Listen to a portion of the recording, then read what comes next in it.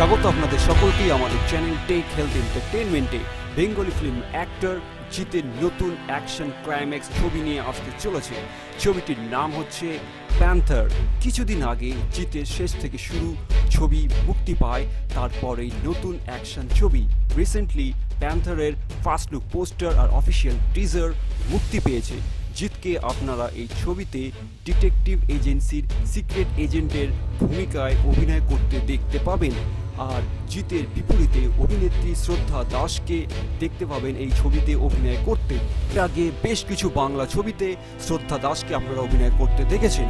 এই ছবিটির ডাইরেক্টর হচ্ছে অংশুমান।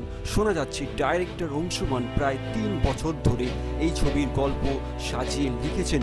মুম্বাইয়ের ধারাবাহিক পরপর বোম ব্লাস্ট নিয়ে এই ছবির গল্প শুরু।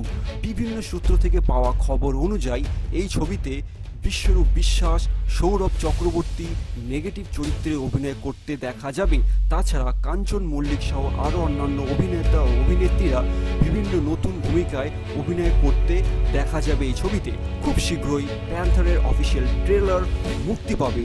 যদি সব কিছু ঠিকঠাক থাকে তাহলে জিতের নতুন আপকামিং অ্যাকশন ছবি প্যান্থার 2019-এর আগস্ট মাসে মুক্তি পাবে। অ্যাকশন বাংলা ছবি প্যান্থার আপনাদের মতে কেমন হতে পারে আপনারা আমাদেরকে অবশ্যই কমেন্ট বক্সে জানান। আর যদি ভিডিওটি ভালো লেগে থাকে তাহলে লাইক করুন, কমেন্ট করুন, সাবস্ক্রাইব করুন আর বেল আইকনে ক্লিক করতে ভুলবেন না। ধন্যবাদ।